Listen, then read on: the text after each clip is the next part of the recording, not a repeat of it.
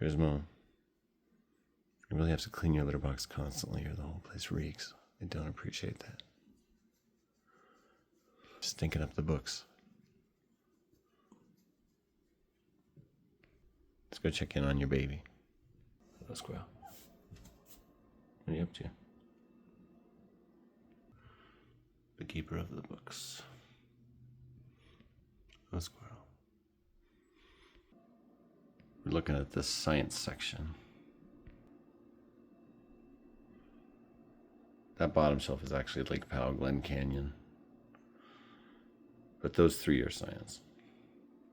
And there's actually more Lake Powell, Glen Canyon books. They're kind of woven through the nonfiction. I wrote an unpublished book on the subject. And later I wrote a book-length chapter on the subject that will be published, I hope. But anyway, science. Yeah. All right, let's see. We looked at those oversized science books. All right, yeah, we looked at those. We're like, cool, those are cool. Then we looked at some of those, and everybody was like, yeah. Some people were like, huh. And others at this or that moment were like, that's interesting. And I was all blah, blah, blah. Some facts about these books, maybe. I don't know. Here I go off on a story, whatever. Wow, it's like I'm there. I remember it so well. J Church has an album called Nostalgic for Nothing. I think that's pretty close to it when you get nostalgic for a YouTube video you posted yesterday. Once, when my daughter Sonora was really little, like 5 or 6, we pulled up to an area in the Bosque where there's a parking area at the end of Candelaria. The Bosque is Albuquerque's cottonwood forest. It's a 180-mile long cottonwood forest that cuts through town. Pretty cool, right along the river. So it's threatened by invasive species and water being held back. Probably won't be a cottonwood growing there in another couple generations. They'll be crowded out. Anyway, we pulled up into that area. There's a pile of wood chips by a visitor center, and my daughter, who's 5, said, that's where me and Nikki used to play. Her friend that had moved away the year before. And I was like, oh my gosh, it starts so early. The humans are like looking backward. And it's not wrong to do so. She should have feelings about that, you know? Life must be lived. Life can only be lived forwards, but it can only be understood backwards. Isn't that what Soren Kierkegaard said? Oh, Kierke. I had a memorable line sometime. Reminds me of Thoreau in some ways, how he spoke. Kierkegaard was Danish. Thoreau was in New England. Okay. In Los Alamos, New Mexico, in the Jemez Mountains, carved in some rocks near a Girl Scout camp, dating back to the early 1940s, is the carving E = MC squared. And I wrote an article about that when I wrote a column called My Strange New Mexico back in the day. I thought it was pretty meaningful modern rock art that a Los Alamos scientist carved the equation that made the nuclear bomb possible in the rock. I mean, honestly, that's life or death stuff. That's high stakes. That's Greek drama. That's crazy. Yeah, I think I wrote, it was a larger article on unusual, worthwhile, memorable rock art that was modern. I had this. I had the Eye of the Sandias, which is this crying eye with a Zia symbol in the middle of it that is in the Sandias overlooking Terrace Canyon and the freeway. Dates back to the 70s. Might be a protest of the freeway and development. Unfortunately, as the population grows, its infrastructure does have to grow. Route 66 couldn't have lasted forever. Apparently, it was getting miserable toward the end. You know, it was so crowded because it was so popular. The freeways replaced it. But the freeways did something different. Route 66 used the main streets of existing cities, and so it brought traffic and tourism wherever it went. It connected America from Chicago to Santa Monica. But the freeways just went right past every town. There's that famous quote from a news guy that's like, the freeways make it possible that you can travel all of America without seeing anyone or doing anything. Anyway, that's why I read this book. I really wanted to have an understanding of E = MC squared and basic relativity and stuff. I don't know that I ever really did. I understand E = MC squared now. That it means energy equals mass times the speed of light squared. So like the energy contained in an atom is its mass times the speed of light, which is really high, times the speed of light. I mean, times itself. That's why you can tear an atom open and blow up a city, you know? Ugh. Scary times we live in. Like, when Einstein realized that, he wrote an urgent letter to FDR. He's like, if I'm realizing this, other people are realizing this. Because I guess E equals mc squared is an implication of his theory of relativity. Theories. I'll tell you, when this stuff's not fresh in my brain, it's like I barely know it. I think I could defend the Big Bang pretty well still, because I read so much on it. But that's definitely something I did like a decade ago. Yeah, My Strange New Mexico was a cool column. I enjoyed writing that. I'm going to have a chapter in book 2 of my book that's going to be half versions of those columns, the best of them, alternating with, writing about what was actually going on in my life around that time. My book does not have a subtitle, but a secret subtitle that's like a guiding principle for me as I write it is A Life in Writing. Because all the chapters have different forms of writing in their storytelling. And a lot of times they incorporate like actual pieces of writing from my life, and so on. And started but not finished projects, things like that. Or unpublished projects or whatever. It really is, when I have both volumes of this book together, it'll just be like me. We'll be interchangeable. I'm really trying to like put my whole life on the page, to the detriment of my actual life, I think. I don't think people should write giant books about their lives like I'm doing. I'm totally over the idea of a self, of myself. I think memoir is kind of silly now at this point. I'm like, I can't. It's being written sheerly from the sunken cost argument, not the fallacy, the argument. That I put so much work into it, it would be a shame to abandon it now. Also, let yourself be a visionary, everybody. I'm a visionary and I let my darlings live. I'm saying yes to all the big choices in this book and it's going to be rad.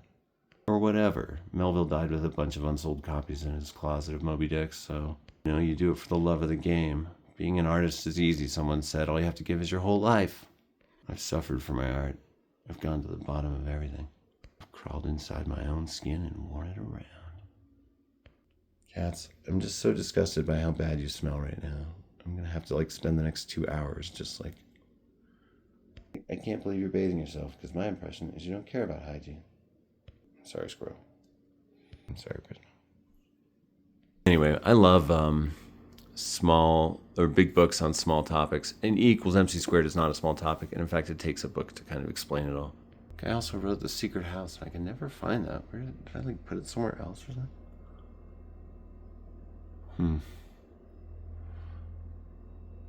Yeah, he kind of reminds me of another Einstein quote sometimes, the one that says, say things as simple as possible, but not simpler. I feel like he kind of says it too simple sometimes. I'm like, stop elaborating. I feel like I'm reading a picture book for kids or something. And it might be this tiny, and it might be this tiny, and it might be this tiny. Give me a break. Did I sleepwalk one night and just throw it away? Where is it? Why can't I find it?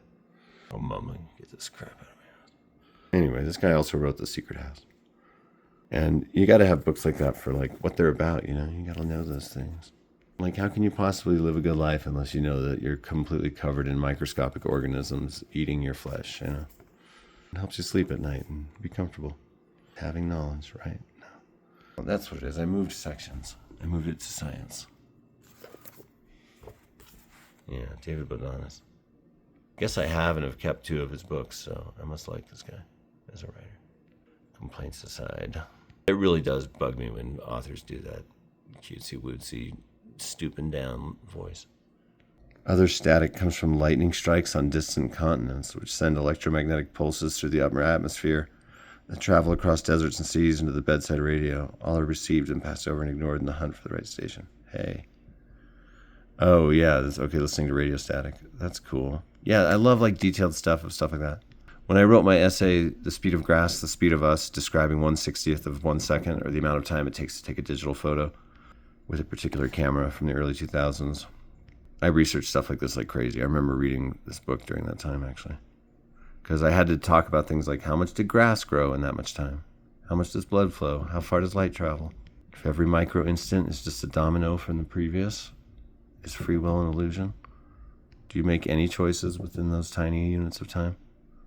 Anyway, that was published in Bacopa Literary Journal and will be a chapter of book 2 of my book. Oh. I guess I owned this back when I marked up books. Oh, what a fool I was. There's only like 2 markings. I'm like, dude, oh, 3. Did you make this better? All right. Yeah, I read that book. It's interesting. You know, there's a certain ratio I like in science books of more science than history and historical anecdote. This is not that ratio. It was pretty anecdote heavy, I thought. A lot of the best popular science books still end up being pretty anecdote heavy because it's hard to resist those stories. And sometimes the stories and how they're discovered are good ways to explain step by step the whatever, you know. You realize it along with Darwin. That's pretty exciting. In The Origin of Species. Okay, what's this one? I love this book.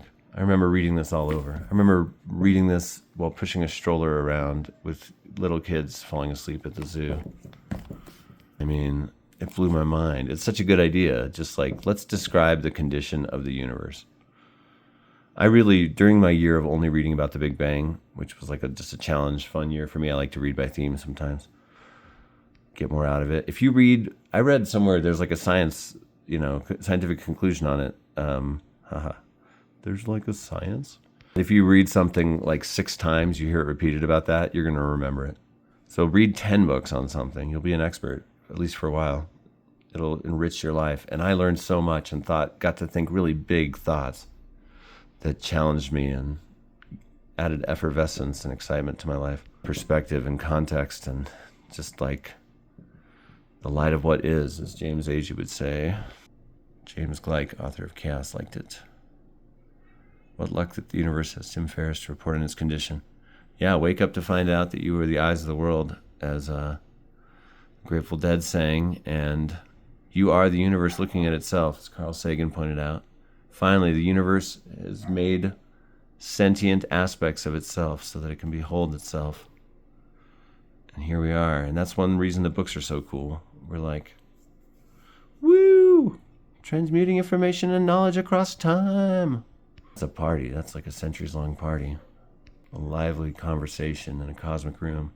I swear, that's the fame and success I crave now. I just like want to be part of the conversation. I want people to be reading and responding to my stuff because it's so cool to be responded to. I love that Kenneth Rexroth quote. I think it was him. Is that a name? Is that a poet? I just know the quote. He said, "I love to be influenced." I kind of feel the same. But, when W.H. Auden was on his way to a science lecture, people were like, "What are you going to that for? You're a poet." He's all, "To increase my store of metaphors." And he got thrown into a trash can for being a big nerd. Not that last part.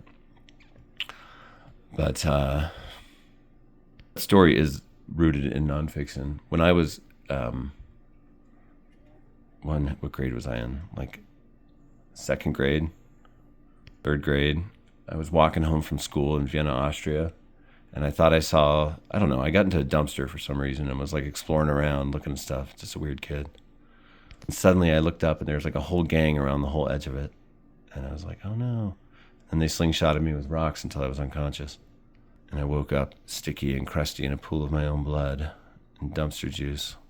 Then I went home and I was all crying, talking to my family about it. My brother David was like, "I'm going to go get those kids." And then he went out, and then like half an hour later, he came back and he was crying also. He had totally gotten jumped. Still, you're awesome, David. Thanks for doing that, man. I should have described the group size a little more, maybe. Yeah, sometimes stuff like that happened there. My brother Rob got held down in a fountain. He's a famous writer now. I mean, has a following. People have tattoos of his characters. A guy climbed Trump Tower, named after one of his characters. 11 thumbs. Is that fame? It's cultural influence in a weird way. Anyway, yeah, he got held down in a fountain and almost drowned by neo-Nazis, which that wasn't very cool. Come on, guys. Drowning, really? That's so cliched.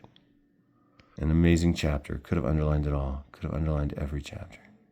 Great dude. What do you have to prove past me? I found so much meaning in it. It was great. You should know that. Gravitons. Does light have mass? Oh, that's very nerdy. He quotes the dark matter rap. I have to bully myself for owning this book. No, I really enjoyed this book. If you're into learning about the universe and getting a clear idea of it, pop science is a really useful category. It should be more popular. Everyone should read a science book or two, you know? Just like, so we're not ignorant. It's our story, you know? I had this insight that I felt like deeply a long time ago, like epiphany level deeply, that like there's just one story. And that's been my lens as a writer ever since, you know? And to me, that makes everything interesting. I read this one too. I remember it being pretty densely written. I mean, it's not one of those topics you can just be breezy and stupid about, you know? It's gonna, I mean, like you can read a small book on this subject and it's still like, whew, spend some time with something there. One's mind, once expanded to a new dimension, will never again return to its original size. Oliver Wendell Holmes. Yeah, this has charts and stuff. I think the clearest, best, simple cosmology book, it's as simple as you could take it and no farther, I think, is Brief Lessons on Physics by Carlo Rovelli. That is crazy. I can't believe how simple and clear and plain and beautiful that's presented, even in translation. I still have that, but I might not. It's one I give away. I don't think I do. Well, this is kind of a cool idea for a book. The Knowledge, How to Rebuild Our World from Scratch. Imagine that life as we know it ends tomorrow. How would you deal? That's a great idea. Written by a scientist. One time I was exploring an abandoned ranch house, and their whole book collection was there moldering. There were mostly books like this about like how to know things and do things. But then there was also how to write erotica. And probably hantavirus. I could see a book like this actually being useful. What's it do? Probably points you to other books too, right? Oh, I keep this for its historical value. The Coronavirus Prevention Handbook. This came out early COVID,